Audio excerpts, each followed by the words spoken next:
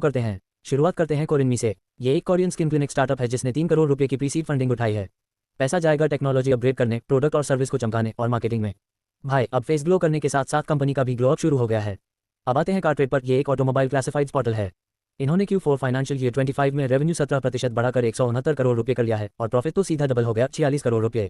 मतलब इनका बिजनेस तो ऐसी स्पीड पकड़ चुका है कि अब कार नहीं रॉकेट ट्रेड लग रहा है।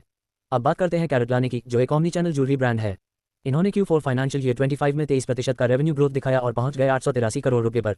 EBIT आया 70 करोड़ यानी 7.9% का मार्जिन। और पूरे फाइनेंशियल ईयर 25 में रेवेन्यू रहा 3,583 करोड़ रुपए, EBIT था 296 करोड़ और मार्जिन रहा 8.3%। अब सुनो, इंश्योरेंस समाधान की भी बड़ी खबर है। हाँ वही जो शार्क टैंक इंडिया में आए थे और बोले थे हम बीमा वालों से परेशान लोगों की आवाज़ हैं। अब इन्होंने 8.5 करोड़ रुपए की फंडिंग उठा ली है। पैसा लगेगा टेक्नोलॉजी को और ताकतवर बनाने में और प्रोडक्ट ऑफरिंग्स को फैलाने में।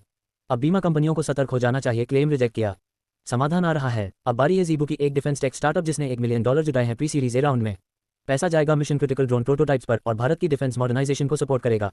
मतलब अब ड्रोन सिर्फ शादी में वीडियो शूट नहीं करेंगे, देश की सुरक्षा भी करेंगे। अब आते हैं खेती बाड़ी वाले बिजनेस पर, Arya.ag।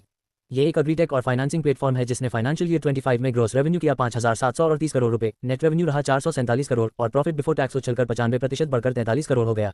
इन्होंने 26,961 करोड़ रुपए की एग्रीकल्चरल कमोडिटीज को वेयरहाउस में मैनेज किया, 14,182 करोड़ रुपए के एग्रीकल्चर इनपुट्स दिए और 2,000 करोड़ के लोन्स डिसबर्स किए।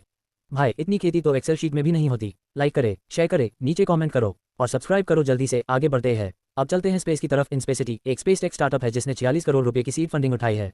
पैसा जाएगा R&D, प्लेटफॉर्म स्केलिंग और 2027 के डेमो मिशन वेदा पर। हाँ वही वेदा जिससे ये लोग अंतरिक्ष में इंडिया का नाम चमकाना चाहते हैं।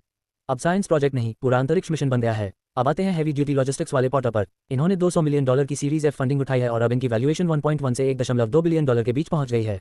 फाइनेंशियल ईयर 24 में रेवेन्यू 55.9% बढ़कर 2,733.8 करोड़ रुपए हो गया और लॉसेस 45% घटकर 95.7 करोड़ हो गए। यानी घाटा कम, सामान ज्यादा। पोर्टल वाले बोले हम गुड्स उठाते हैं और अब फंडिंग भी। वाया नाम का एक एस्ट्रोलॉजी स्टार्टअप भी आ गया है सितारे चमकाने। इन्होंने $1.5 मिलियन की फंडिंग ली है जिससे AI कैपेबिलिटीज बढ़ाई जाएंगी, वैदिक एस्ट्रोलॉजी एक्सपर्ट्स की नेटवर्क को बढ़ाया जाएगा और टीम हाई की जाएगी।